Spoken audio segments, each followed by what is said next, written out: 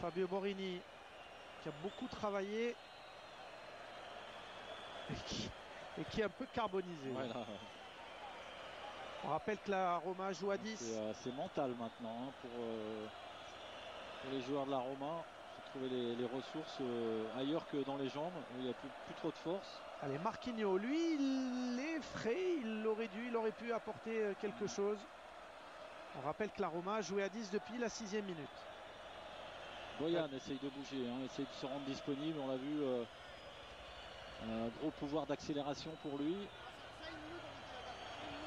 Simplicio, Tadei, là-bas vers Marquinhos, qui a promis de gagner la Ligue des Champions avec la Roma, tout simplement. Et c'est mon ambition. Heinze, Borini, De Rossi, Boyan. Ouais, Boyan, c'est pas mal joué ça pour Simplicio. On tourne autour de la surface des Bleus. De Rossi, José Angel, De Rossi pour Marquinhos. Il va falloir éliminer maintenant, prendre des risques. Totti. Oui, Marquinhos, centre en retrait, repoussé par Alvaro González. Mauri, Heinze, bien joué. Allez, Heinze, plutôt Tadei pour Totti.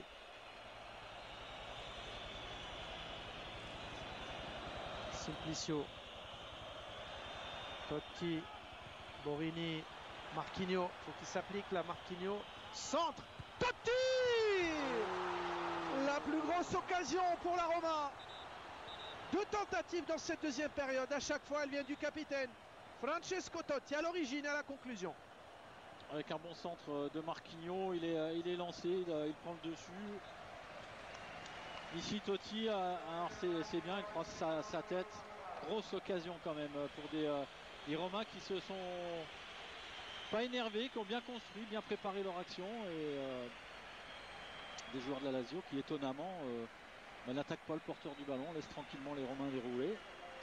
Ouais, tout ça sous le regard, vous l'aurez peut-être reconnu, de Fernando Couto. Ouais, l'ancien défenseur de la Lazio d'ailleurs, de Parme et de la Lazio. Avec l'entrée de l'Uruguayen Alfaro et la sortie du capitaine buteur Stefano Mauri. C'est son but qui permet à la Lazio de mener 2-1.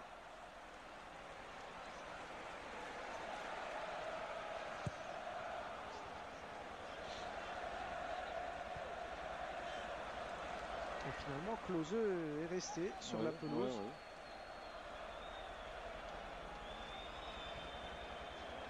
Marquinhos, 5 minutes encore dans le temps réglementaire.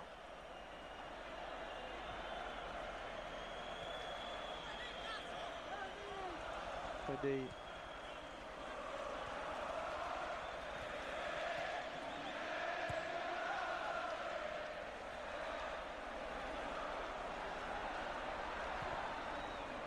Boyan.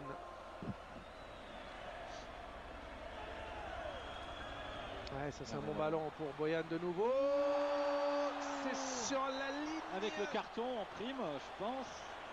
Ouais. Ouais, il avait déjà un carton, Scaloni. Ouais. Ça fait un rouge, le deuxième jaune. Ouais, la Lazio va terminer les 5 dernières minutes à 10. Est-ce qu'il y avait pénalty surtout? Non, absolument pas. C'est très bien arbitré.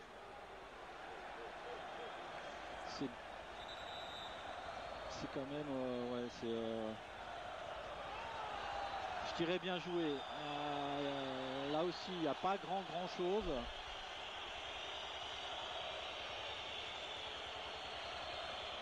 Boyan qui laisse traîner, qui sent que le défenseur est là et va tacler. Et... Bon. Allez, la Roma va terminer ce match à 10 contre 10. Il va y avoir un changement avec l'entrée de Modibo Diakité à la place d'Hernanes. Est-ce qu'il est sorti, Hernanes? Non, il n'est pas sorti. Attention, ils sont à 11 encore. Oui, il y a la... Allez, Hernandez. Eh oui, ils sont 11 là. Alors carton, il y aura, oui, sanction évidemment. Carton, bien sûr, parce qu'il est rentré sans l'autorisation. Oui, Berganzi qui pourrait mettre un carton jaune à son 4e arbitre aussi. Hein, oui. Qui laisse faire petite mésentente là sur le bord de la touche. Allez, les 3 dernières minutes dans le temps réglementaire, et il y en aura à mon avis un petit paquet, au moins 4 dans le temps additionnel. La Roma et la Lazio vont terminer ce match à égalité, là, regardez, à 10 contre 10. Ouais, un bon ballon donné aux 20 mètres, là vous le voyez pas, ils sont hors champ, mais il y a 2 joueurs de l'AS Roma qui sont là pour reprendre le ballon. Je pense que ça peut être une des solutions. Totti, ballon qui est repoussé, Alfaro. Ouais,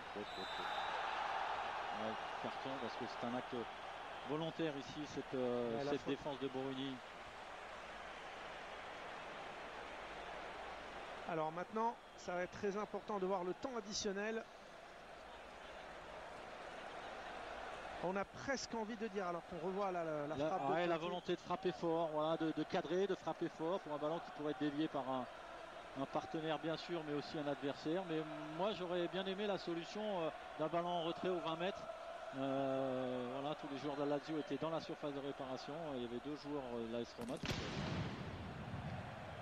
On a presque envie de dire, dommage que cette exclusion soit arrivée si tard. Je suis pas sûr que ça change la donne, mais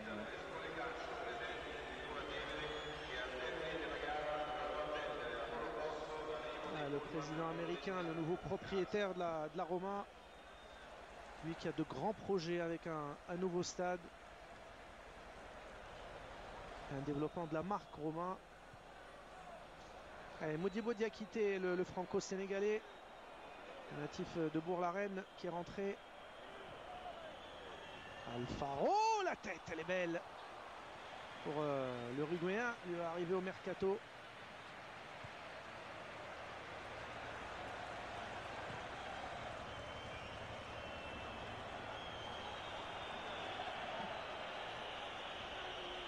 il y aura pas mal d'arrêts de jeu, je pense. Parce que là, au moins 4 minutes, à mon avis. Sûrement. Boyan qui accélère, qui laisse sur place Modibo Diakité qui est passé une deuxième fois devant la faute. Boyan, c'est Boyan qui prend un carton. De Boyan. Alors que là, il me semblait bien qu'il y avait une faute de Biava. Alors on va voir, grand pont de Boyan. Oui, il y a largement faute de Biava qui en plus était averti. Oh la grave. Comment il la voit pas? Grave erreur ici de M. Berganzi. Et Totti aussi qui prend. Totti aussi. Là c'est vraiment dommage parce que il y avait un bon décalage ici créé par Boyan. Mais il n'a pas vu cette action comme cela, l'arbitre, qui pourtant est à chaque fois au cœur des actions, hein, très très proche. Là il s'est trompé. 4 minutes seulement de temps additionnel. On aurait attendu 5. Allez, on va voir. 2-1 pour la Lazio. Les 4 dernières minutes de ce match à 10 contre 10. L'entrée de Boyan a insufflé un nouveau souffle à la Roma, mais pour l'instant, ça ne s'est pas concrétisé par des occasions. José Angel, De Rossi, Boyan qui se bat, Boyan qui récupère le ballon. Et la faute contre Boyan. Faute sur Mathusalem.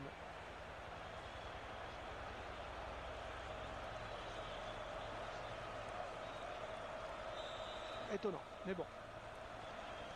Et la Lazio est en train peut-être de tenir une victoire importante pour le reste de la saison. Mais on parlera longuement de l'arbitrage de monsieur Bergonzi et de ce carton rouge à Martin Stekelenburg après 6 minutes de jeu. Et vous savez qu'on est en pleine réforme au board avec le ballon électronique pour déterminer électroniquement lorsqu'un ballon a entièrement ou non dépassé la ligne de but. Cette règle là aussi.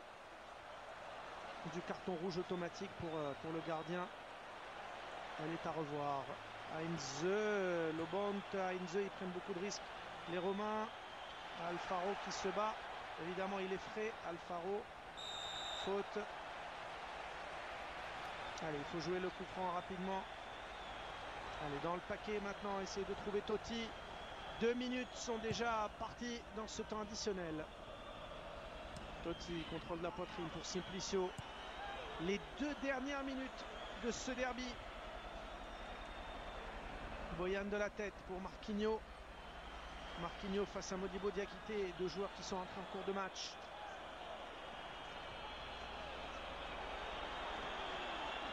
José Antrel, Boyan, ça sera peut-être la dernière attaque romaine. Marquinhos dans le paquet. La tête de Fabio Borini. Dommage. Il a beaucoup donné, Fabio Borini.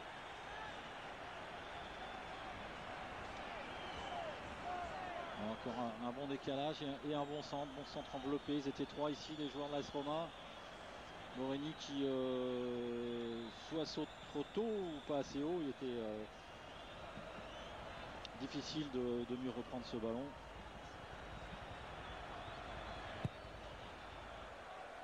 La dernière minute du temps additionnel ici à Rome entre la Roma et la Lazio. 2-1 pour la Lazio. La Roma qui essaye avec les toutes dernières énergies disponibles.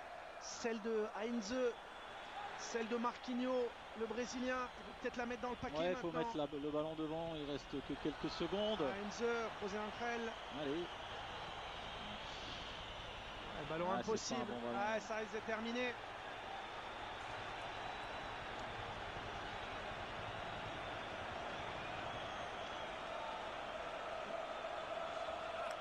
Et le côté gauche du stade est en fait le président américain de la Roma.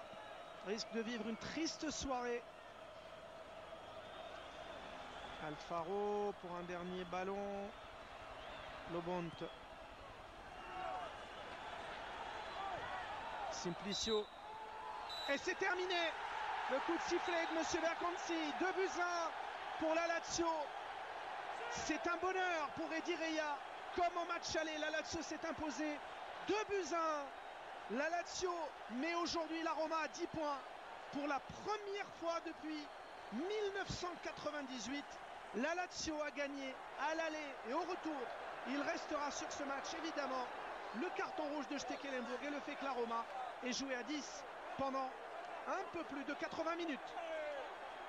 Philippe, est-ce que c'est le plus fort, est-ce que c'est le meilleur qui a gagné aujourd'hui?